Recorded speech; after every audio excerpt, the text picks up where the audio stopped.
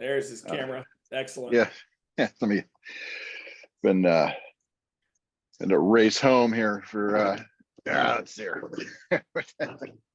Do you need a few minutes? No, I'm fine. We it was my kids were having, well, my son was having a teacher parent work day, so my wife and I were seeing what he's been working on at school, and then we realized it was 15 minutes after 11 already, and we were like, oh, wow. Got it. So I know you're a Cincinnati native, or Cincinnati, and where do you live now, Adam? Cincinnati. In downtown. You're downtown. I live 3 miles north of downtown, so just it's a walking distance. I mean, I can walk to downtown and things like that, although it's easier to drive, but Gotcha. yeah. So have you yeah, I'm a Cincinnati guy as well. Like, where exactly? Oh, okay. Oh, I live in Clifton. Oh, okay. Yeah. Yeah. So Like, do you know where the skyline is on Ludlow? Yeah, sure. Okay. I'm 3 blocks north of there. Okay. I got it. So yeah. I see all the trees behind you. So clearly you're in the part of Clifton that has lots of trees. Yeah. The Gaslight, the proper Clifton. Like, not yeah. Everybody calls everything from the river to Coleraine Clifton, but there's the actual neighborhood of Clifton. So yeah, we're right. Yeah, my family actually used to live in your neighborhood years and years and years ago. Oh yeah. Yeah, he had a house on Ludlow. One of the nice. corners. I can't remember which corner it was. It's been, I mean, I've been married 26 years, and I remember going there the year I got married. So it was 26 years ago we lived there. Yeah. I could probably list them off, the intersections. I was on the community council. I'm still on the housing and zoning committee. Yeah. You know, it's my great grandfather moved here and had a shop on Ludlow many years ago, and then my grandfather was born on Whitfield, and my mom grew up here, and so my kids are 5th generation Clifton. Got it. So in a couple minutes, or a minute or so, I'm gonna just say, hey, we're gonna start. I'll give a gap, but before we do that, I noticed in looking at your LinkedIn profile, your company is Ekanova, but you also had this big announcement around Go Nova. So right. If you want to talk a little bit about that, it sounds like they're very connected with the last name Nova. They're roughly the same thing. We're moving towards just having a commercial side thing, because we're running into a lot of, we run into a lot of clients going, okay, well, you can do political, but can you do commercial? And really the question is, political is infinitely more difficult than commercial. Like, the entire internet was designed for commercial. So yes, yeah. We've spent over a decade hammering the tools for commercial into the practical uses for political. But when people have a commercial campaign, you're just like, oh, this is easy. It's easy in comparison. Yes. Yeah. So before we kick off, I also like to say a couple things to folks. So first and foremost, we are not paid on this, so we don't like to endorse anybody's product or service. Sure. So my example is, if you use HubSpot as your CRM and you think it's fantastic, don't talk about HubSpot. Just talk about the fact that you got a great CRM that helps you stay organized. Right. Okay. Yeah. We also let me think. We also don't. So I read your LinkedIn. So we're not a political organization. I would prefer if you just talk politics in general and not one way or the other. That's fine. We do a lot of middle ground stuff too, and we tend to work on the left side, but we've also worked on the right too. So it's like, I can walk that line. I'm assuming you can. And again, I'm not trying to say you're wrong or right. What I'm trying to say is that we have listeners from both sides, and I don't want somebody to listen and be like, oh, I'm never going to listen to that podcast. He's sure. No, left, or he's talking to right, to be honest with you, right? Yeah. So don't endorse. Oh, and if there's anything that you would consider like unique or political, IP, don't talk specifically about it, because this is going to be on the open broadways, right? Sure. Open broadways. So any questions before we jump in? Did you get a chance to listen to any of the other podcasts? I have not, and honestly, my plan was, and for some reason I remembered this in my head as being next week. So I was, my plan was to sit down and spend a couple hours like watching some of your stuff and coming up with my answers. And if I've done enough of these in the past where talking about be on podcasts to I think we'll be fine. But Right. I just yeah, so I apologize for not being more prepared. But it's the time of the 4-year cycle. It's Yeah, I can imagine your business is a little bit busy right now. yeah. Yeah. We were taking on we were taking on 6 to 10 campaigns a week, not sorry, a day for like 2 weeks there, and it's the clip was it's unsustainable in like a long term. But every 2 years, where every federal election, there's most Yeah, certainly an uptick. Yeah, and Adam, obviously, if you talk that way, everybody knows that every 2 to 4 years, politics and campaigning and everything is busy. It doesn't matter what side you're on, right? So Right. that's fine talking about stuff like that. I mean, that's what you do in your organization. I'm not trying to sanitize that out. I just don't want to Sure. talk about left, right. That's fine. Yeah, I generally avoid that. I mean, Okay. some of my best friends are Republican consultants and Democrat. We live. Yeah, as I say, I go to a lot of conferences where we're practitioners, right? And we're not there to we're not trying to sell each other on anything, because we know exactly where we stand. Not going to happen. Yeah, I mean, it's funny. I ended up saving Brad Pascal, who was Trump's digital guy, and he ended up being his campaign manager for a little while, from a woman I knew, but she was like yelling at him about stuff, and I was just like, this is not the place for this. Like, we're not here to you're not going to change everybody's mind here. Like, we're just like, so I ended up having a beer with the guy. It's just so anyway, it's just funny how life happens sometimes, where you just like, yeah, it's fine to disagree with people, but like, he's here to talk about what he did, and he did it well. So can we just like, anyway. Appreciate the good, right? Not find the differences, right? Yeah. I mean, particularly in those situations, like, we're not. That's yeah. So Yeah, yeah. totally agree. Totally agree. And by the way, I say the same things to everybody. So I don't want Oh, anybody sure. candidly, I don't want anybody talking about anybody else's product or service on the podcast. Okay. I don't want it, because if you don't give those things out front around politics, anybody could drop the Trump, Biden, it doesn't matter, or Oh, Harris, yeah. I should say Harris. Yeah. They could drop any of that stuff at any time, and I don't want to be. My politics are my politics. My business is my business. I don't want to. I don't want to. Yeah. The Green Party is. Yeah, I get it. I don't want to muddy the waters of what we're trying to do at the podcast by bringing anything that's could turn other people off. If that makes sense. Yeah. And I will do my best to avoid that realm. And feel free if we need to cut anything. Adam, I'm really not worried about it. I literally give those and I also tell people, don't share your IP with anybody before we Sure. start the podcast with everybody, because I don't want someone to be. I did have a podcast at one point where I got an email afterwards. And he's like, you know what? You told me not to talk about it, and I totally gave all this IP away. Can you just not ever post my podcast? And I'm like, yeah, but that's 40 minutes of my time I'll never get back. Right. Oh man, that's a bummer. Yeah. Yeah. So yeah, I don't know what my people are working on. So I don't. Yeah. Okay. Well, very good. Very good. So, so I appreciate it. Let's do this.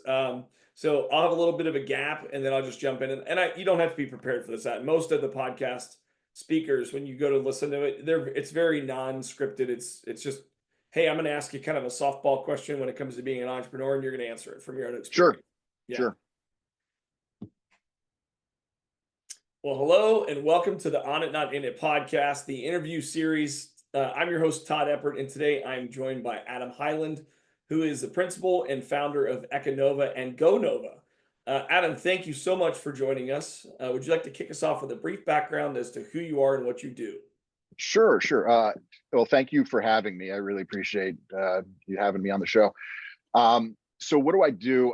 Let's hear. We primarily, the fundamental of what we do is mobilize people to take actions. And we spend a lot of time, building email lists for folks. We spend a lot of time getting groups of people to come to events, to sometimes to vote, to go to meetings, to take some kind of action in real life. Sometimes it's buying tickets, sometimes it's attending a concert, sometimes it's going to a convention or this and that. So it's not always politics, but it's primarily our happy place is getting people to from getting an idea in their head and getting them to actually take real live actions in real life. And that's kind of the name of our game right there. And as you mentioned, we have two sides of the company, which is Ekanova and then Go Nova. And Ekanova is primarily our political side. We're probably like 80% political campaigns and issues and project-based things that have to do with politics. 20% commercial. But the Go Nova side it's all commercial. A lot of list building and and ads, just basically CPG, kind of get products just to get people to buy stuff. So we found that it was better to have two sides to that coin, just because the nature of politics these days. People want to keep it out of their business, and fair enough. And we do what we do over there very, very well. We do what we do over on the Go Nova side very, very well. So it's just much easier to explain. And what I like to say, sometimes people ask us, if you're doing politics, can you do commercial? And really, I like to say, the opposite is true. If you can do commercial, can you do politics? Because the entire internet was designed for commercial purposes. So we've spent, over a decade hammering the tools of, the commercial side into utilizing them for politics. We've every few years there's new tools designed and built. And well, honestly, it's like every 5 minutes, but about every 1 or 2 years, something actually useful comes out. And so it's a lot of testing for us. A lot, we try to do a lot of work on the back end before we suggest stuff to clients for their use, just so we're comfortable with it. If there's a new tool, I mean, sometimes just things are shiny and people want to use them, and we're like, maybe tap the brakes and test it a little bit before, throwing a bunch of money at something that may not have been, may not have tested itself out completely. So Adam, I need to take a step back here for a second. Sure. I'm blown away by what you just told me. So what you told me is you drive a population to take action on something. Yeah. Which is the basics of marketing. Yes. So you're telling me political campaigning is marketing? Very much so. Yeah. Like, what? Yeah, I know. Yeah. I'm totally kidding. Yeah. I'm totally kidding. But yeah, no, that's great. I appreciate what you're talking about. And it's really interesting that what you told us there on the commercial side, you've spent a decade really teaching the commercial world how to do it in the political world. And so the commercial side is almost easier for you. So thanks for sharing that. It's in many ways it is. Yeah. It's there's just not as many, and also sometimes the time frames are much longer for commercial too.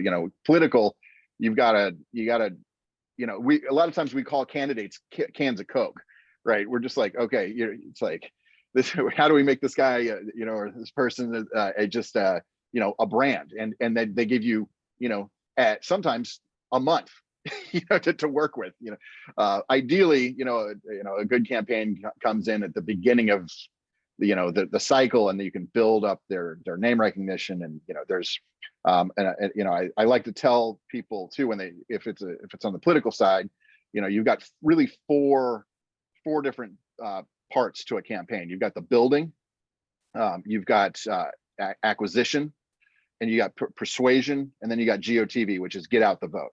So you've got these four main components, and good campaigns will come out in the beginning, in the building phase, and start working then, and that will be a very high functioning campaign. In the long run, you save money doing, utilizing those all the tools at hand early on.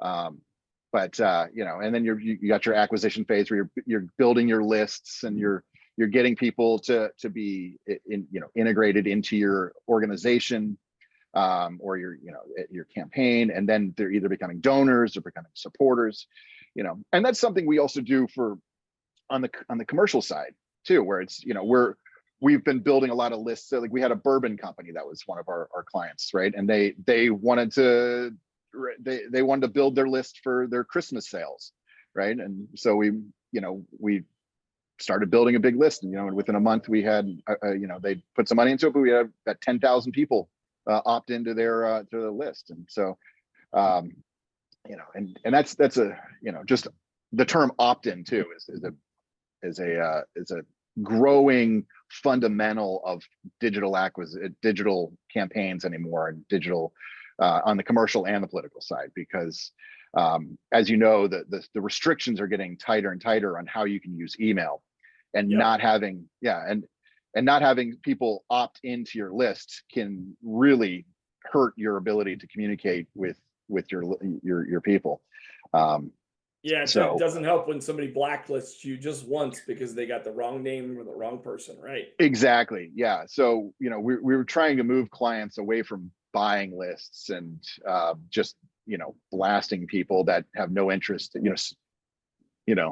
spamming people across the board, and then you're just killing your ability to communicate with them, because everything's going to end up in the spam folder. So short-term, it's not even a short-term gain anymore. Like the filters are good now. They know when you're doing it, and they'll just send all your stuff right to the junk folder. Right. So yeah, we help people manage getting around that system, by actually reaching out to people and getting people that want to know about your product or your candidate to enter your email system, and learn more about what you're doing. So and then we also help them warm up the emails, and that's the whole process now for how to manage your email program that will keep you in the inbox and not the junk folder. Yeah, I love that. That's such it sounds like a simple business, but that's not a simple business. That's really, really complex. And I mean, especially in today's world, right? We all get millions of emails a year, thousands of emails a year, and what's important, what's not. And you're right, so many people end up on the list that they don't want to be on. And many times small business owners probably get solicited by people saying, hey, do you want to buy this list from this conference? And you're like, I don't know who's on it, right? Right. So I love that. What you're doing with folks is, in my guess is, again, like you said, you've learned this by doing this in the political world, but you're now applying it more to the commercial side. You're really just looking at the population and saying, who are the suspects, and turning them into prospects.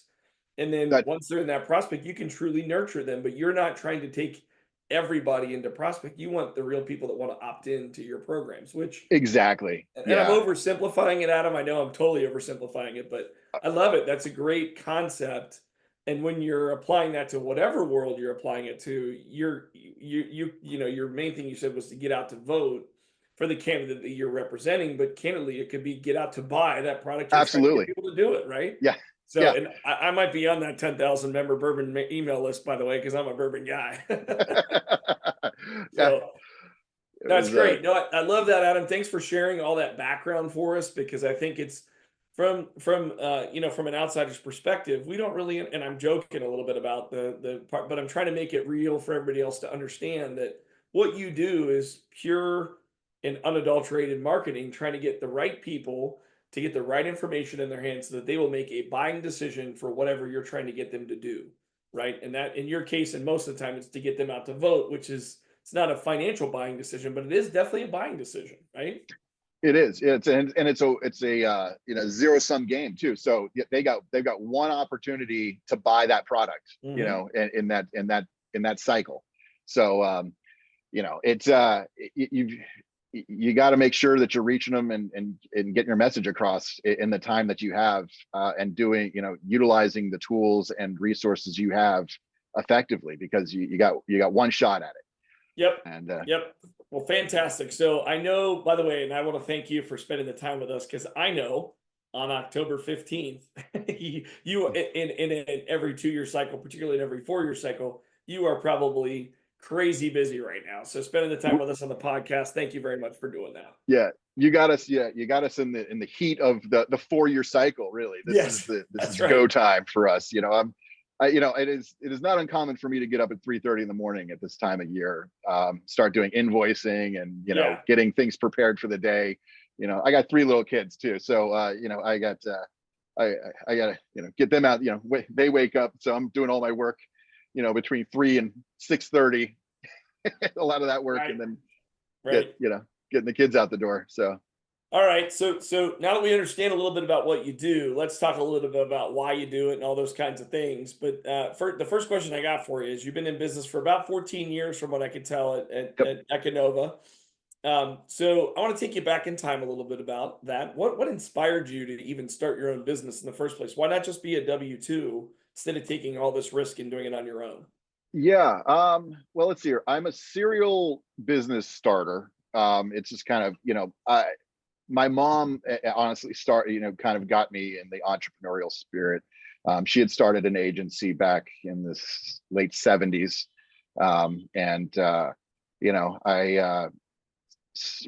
I saw her work through it, and, just the freedom of having your own business, but also the struggles too. I mean, I worked for some people, and I saw what she did. And when I came out of college, I started my own consultancy, doing for urban planning. Actually, I went to school for urban planning, and started my own urban planning consultancy and started working for townships. And, I did end up working for international land use firm, for a little while. And that's where I ended up doing a lot of mobilization. We were helping clients protect market share, for their Fortune 500 companies that had assets in certain parts of the country. They were looking to manage those that market share and trying to keep competitors out. And through that, I really saw the need for digital advertising in that capacity. So that's when I first started implementing the plan for what would become Ekanova. And I was living in New York at the time. Some of my friends were helping build the back ends, the ad exchanges at that time. And, I was like, what you guys are working on and what I'm kind of doing, like, let's work on this, so a few bourbons later,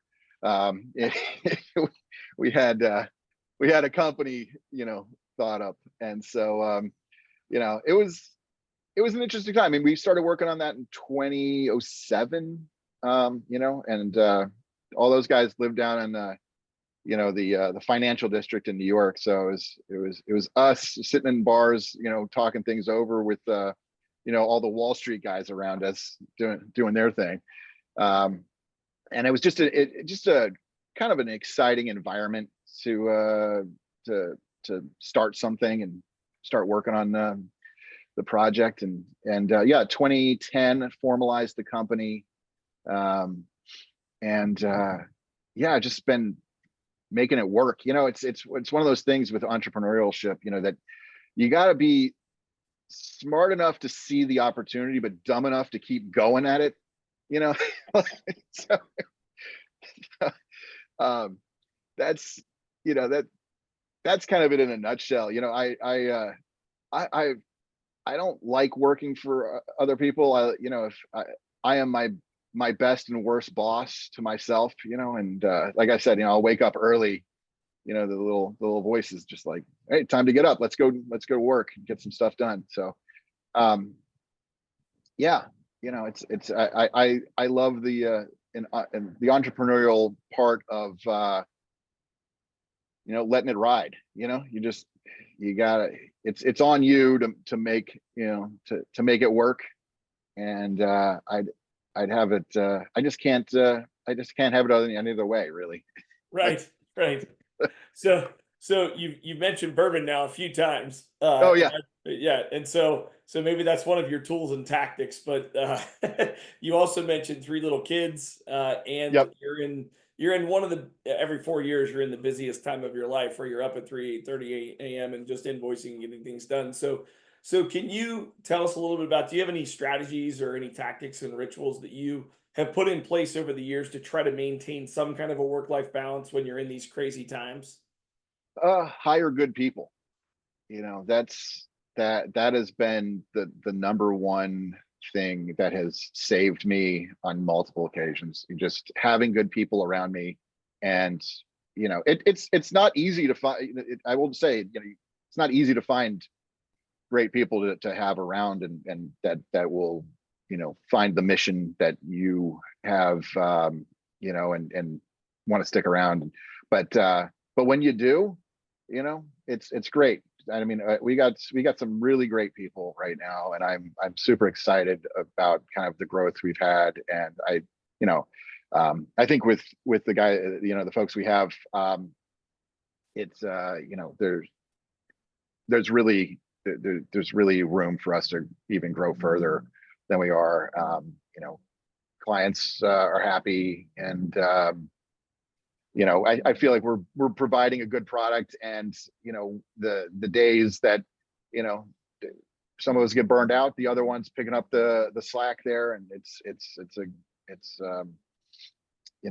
so that, I think that's the answer in your question. But Yeah. like, No, absolutely. No, and I think what also needs to be mentioned there is not only do you need to hire good people, right? That's part of growth, but I also and it sounds like you've been able to do this, but the habit you've got to employ is being willing to let go, right? If you're going to hire yes, people, you got to let people do their jobs. You can't be the one that's controlling everything because you become the bottleneck, right? And it sounds like you've been right. able to manage that. So For the most part, yeah, I do find I still find myself being a bottleneck here and there. And it's and really, we try to take November, December, because that, as I say, like, we our arc many years is arcing up. And then after the elections, a lot of times we've got a lot more time on our hands. We many times that's, we refocus. Okay, what worked this year, what didn't, where were the bottlenecks, what are we going to do for sales? Like, how, we kind of, that's, the election is kind of the end of our kind of our cycle, our whole, our year. So then we take a break and kind of look back and go, okay, what was working, what wasn't working. yeah, And every year, there's new things to kind of fix and work on. And we're adding a lot more tech to our problem, in-house tech, which is, I'm pretty excited about. And so answering some problems that we have internally that also can help clients, and will save them money and make us more efficient. So that it's yeah, it's just kind of like just smoothing it out. There's there's a scene in The Aviator, and I don't know if you ever watched that movie with Leonardo DiCaprio. And there's a scene where they keep going over this plane, and he's like, I need it smoother, like they're talking about, like, getting the bolts down, getting the rivets into, like, smooth and flush.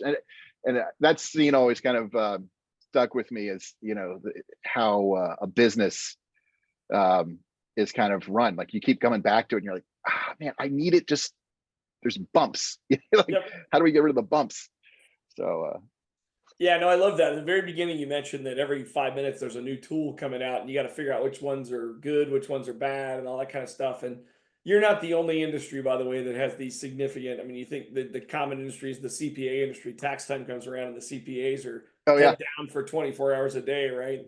But you're similar to that, and it's great that you take the time. It sounds like that's one of your company strategies to really stay relevant, adaptable, as you guys take a step back after your busy season and say, okay, what went well, what needs to improve, how can we add some technology? So are there any other things that you do to stay adaptable and open to change to make sure that you're relevant the next time this cycle comes around?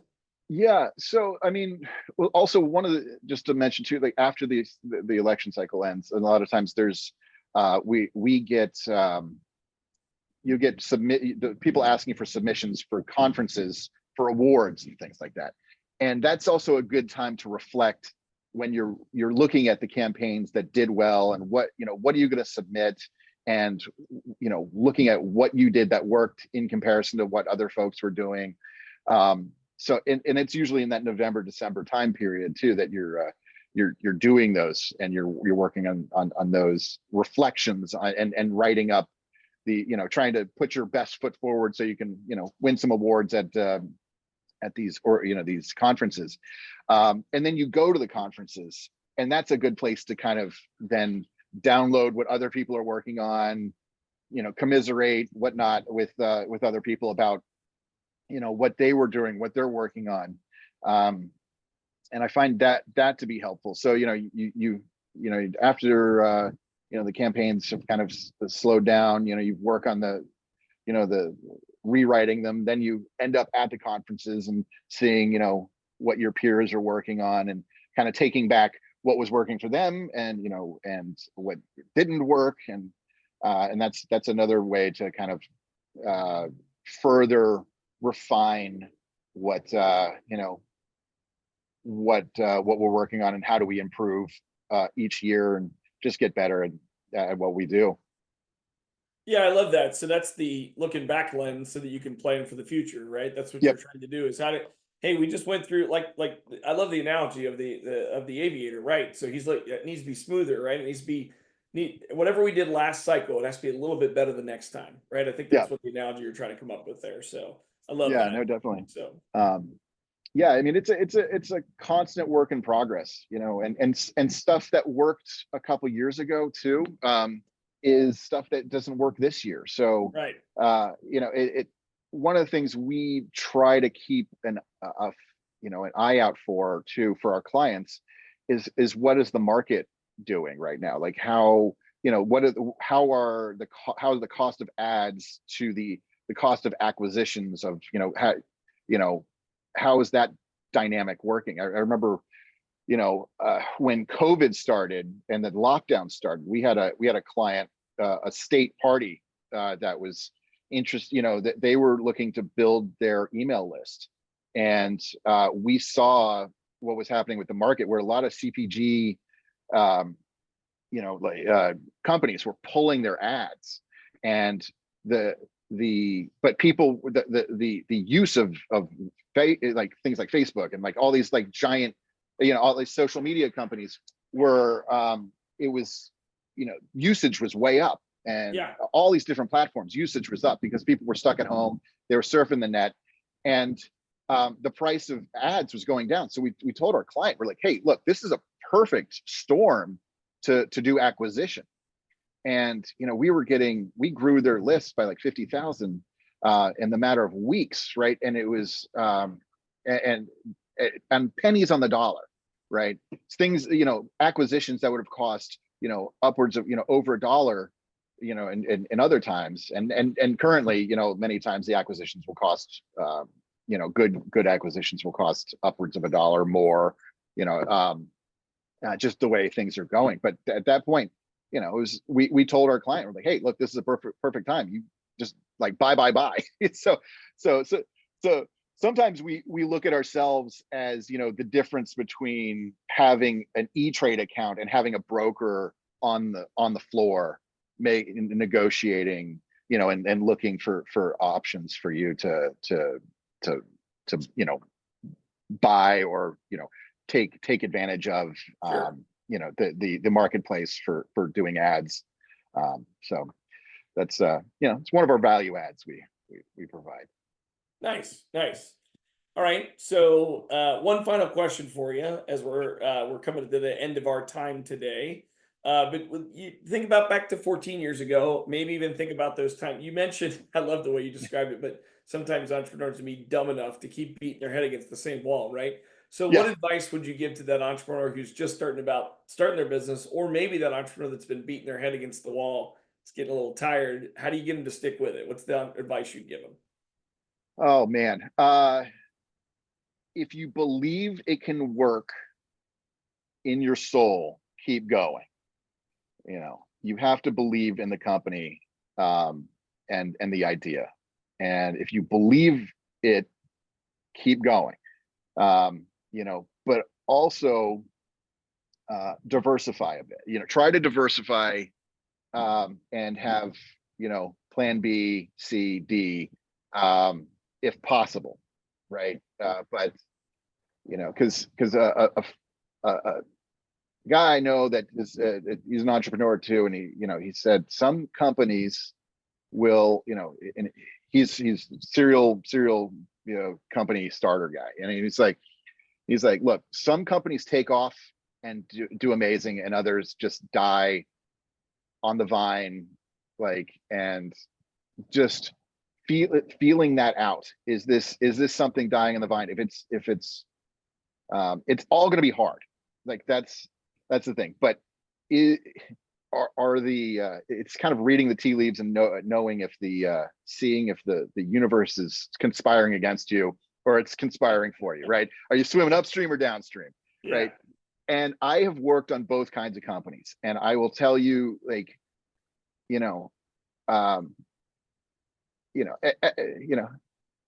will say Ekanova was not as much of a downstream thing, but it's definitely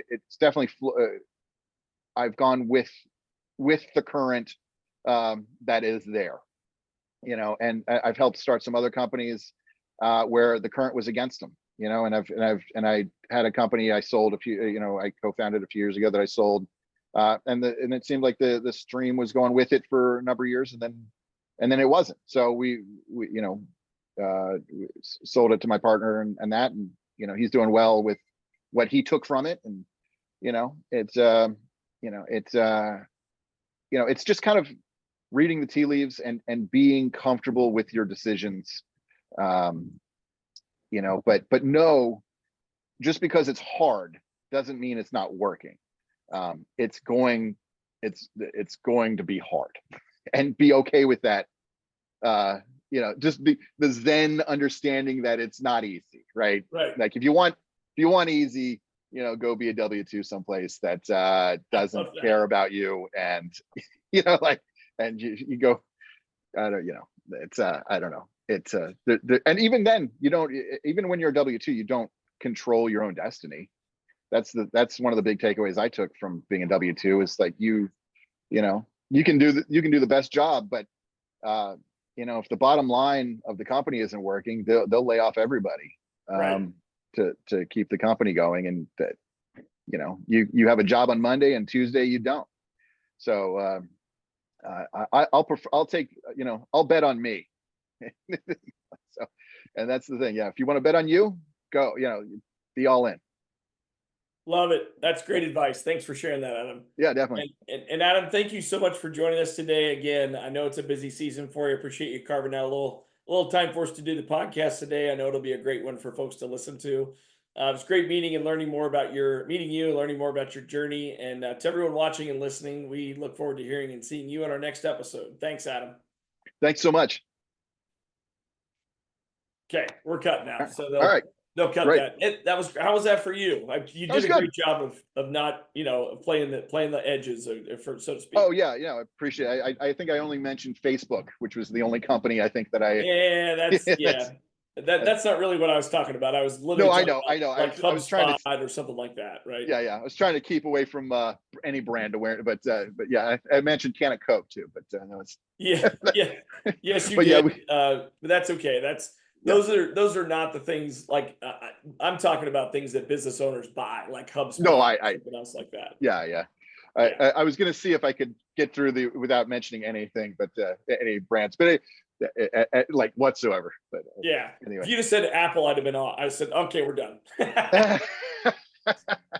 So I want to ask the question. So who is the bourbon company that you helped build their list for? So it was a Blue Run. Oh, I love Blue Run. Oh, good. Yeah, I was an early investor. Oh, nice. And so, yeah, some of the guys I used to work for at the international land use firm. One of the guys is out of Kentucky and knew Jim Rutledge. Okay. And so yeah, he went over to his place, and this is a guy, he does a bunch of political stuff in Kentucky politics, and anyway, he's like super old school. Anyway, he went over to Jim's house, and he was like, and his wife was like, he's like, oh, he's in the garage, and she's like, for the love of God, please find him something to do, because he had retired from Four Roses, right?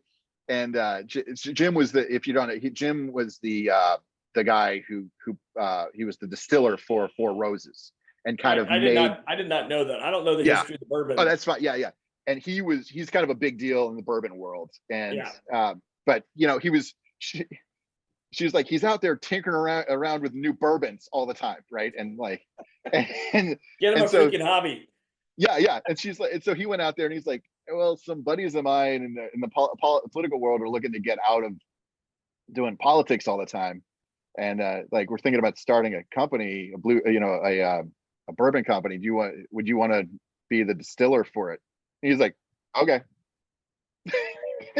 Well, yeah, I didn't know it was Jim Rowe. I have heard his name before. I didn't realize he was a Four Roses guy. That was what I didn't know about him. So. Yeah. So that InBev just bought them out last summer, so it was a great investment. It was great. And so I'm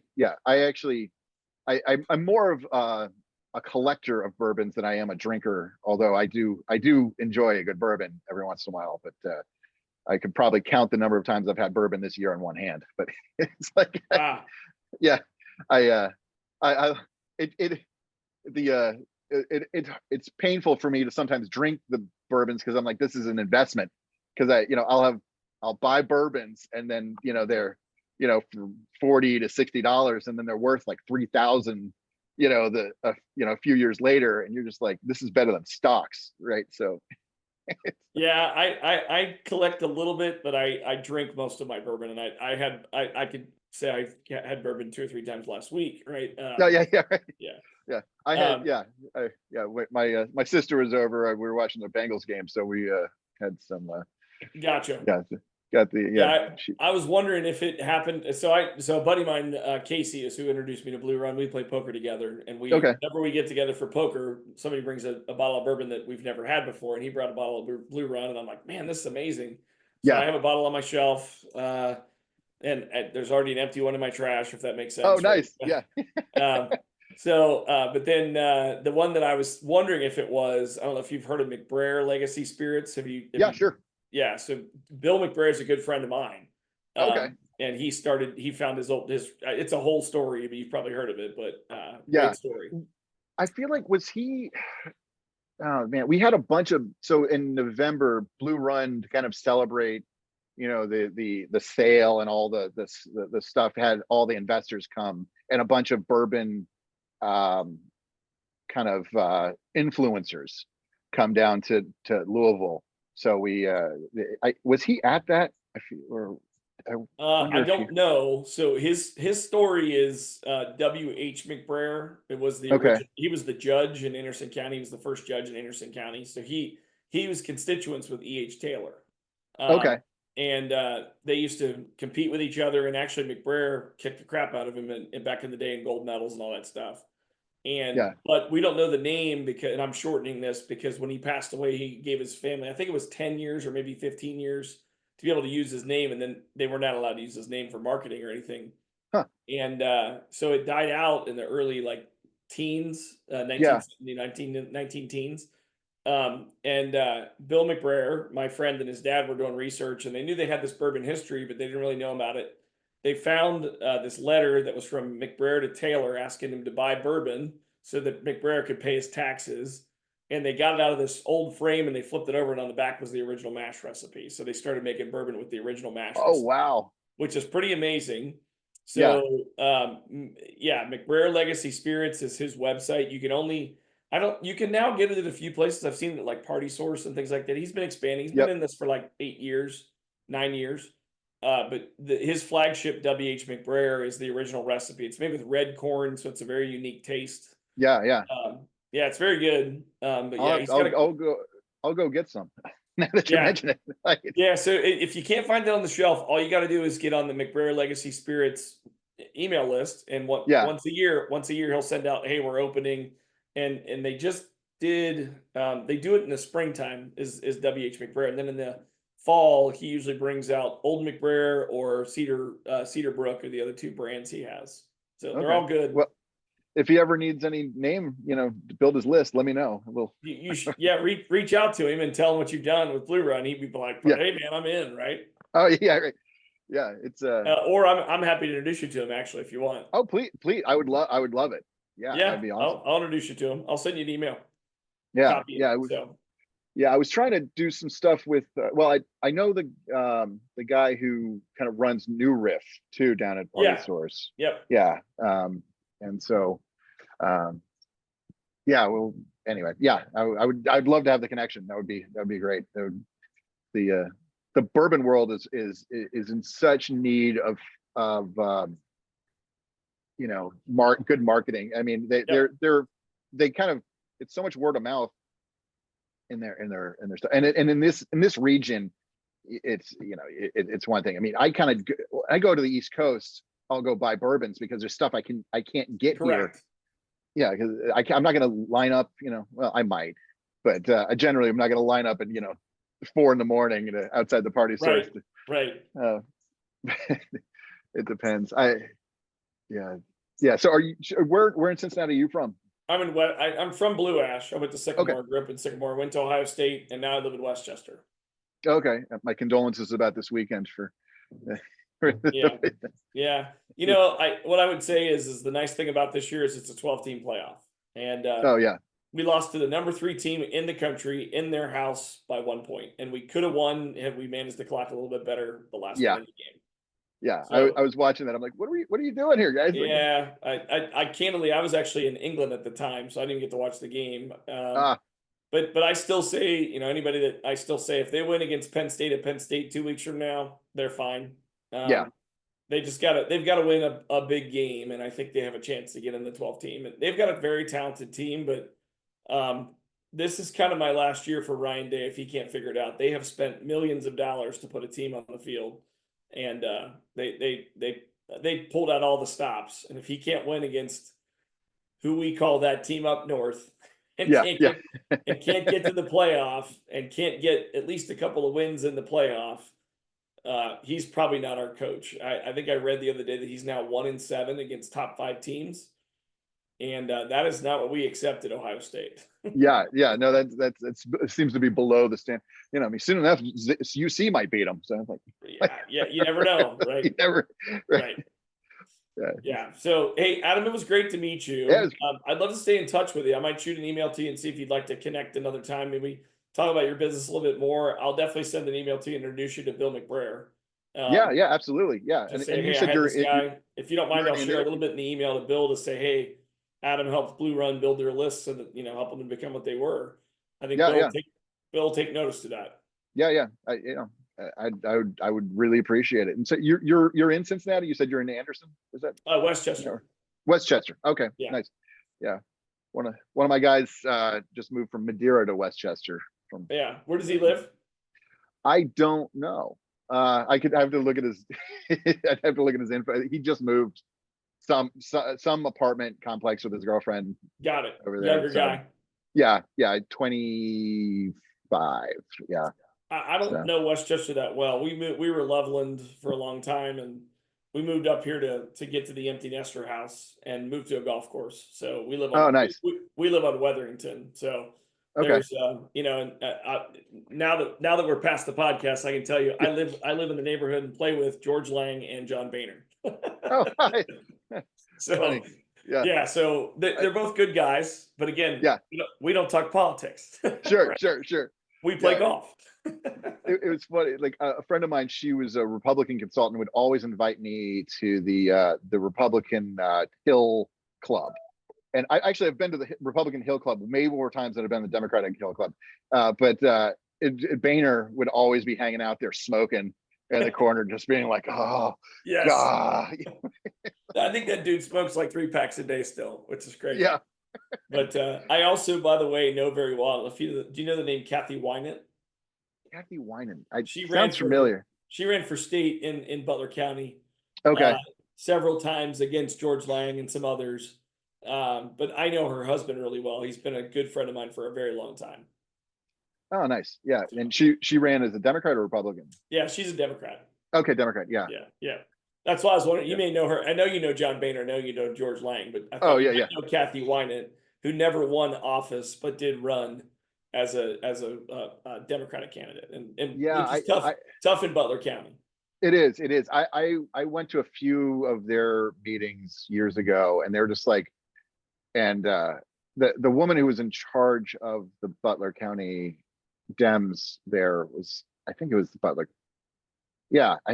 Anyway, I remember where was that, Warren County? I'm getting them all mixed up, but they were just like, I'm like, she's like, I'm the person. Like, we have enough money for coffee and, this meeting. And I was like, that's going to be difficult for me to do much with. Yeah, yeah, I'm sure they don't. The Democratic Party does not, and neither does the Republican Party. They don't spend a lot of money where they know that it's already a color county, right? Yeah, yeah, right. You're probably not going to turn Butler blue, Yeah. not for a long, long time. Although Hamilton was red for a long time, and it's blue now, right? Yeah, yeah.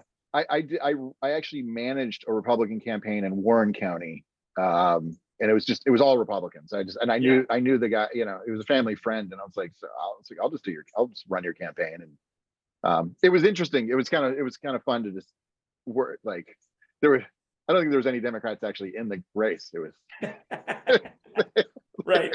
Yeah, it isn't. So as a Butler County voter, when I go to the polls, because I was doing it in person. I'm not I just like getting out in the morning and doing my thing in the morning and getting it done. But there will be at least 10 things that I check where there's only one candidate and that they're Republican because they're in Butler. Oh, yeah. Yeah. I generally don't even vote for I just, because I don't know, some thing with me. I'm like, I would love to see everything at least contested in some capacity. Yes, that's how good ideas happen. I actually like that idea. That's more about me. I'm more of a centrist that leans a little conservative just because of my financial beliefs more than anything. But yeah, anyways. But yeah, would love to stay in contact. I will send you a note. I'll introduce you to Bill McBrayer. Okay. And then maybe we can grab breakfast or coffee. I'll wait till way after the election, after you Sure, settle. sure. I'll reach out like late November, early December. Yeah, I'd love that. Yeah, that'd be great. And so yeah, we're going to Canada. I got a conference in Canada after the election. So we're actually leaving after the day after Halloween so it's funny because there's the international political land use or international consultants conference, like that always happens right after the American elections. Many times it's in different countries.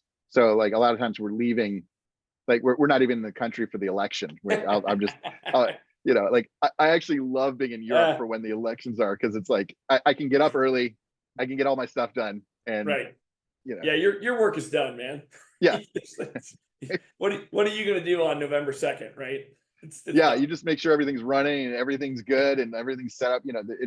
Sometimes people have some crazy things. Anyway, sorry, I keep no, you're good. You, but you're good. But no, I'd be glad to. I'd be happy to have lunch sometime. That'd be great. Cool. Okay, cool. So I'll send you a note later in November. I'll just put a note in my calendar to say, hey, reach out to Adam and see how things are going. So okay. Sounds good. Soon, Adam. Thank you. Yeah. Thanks, man. See ya.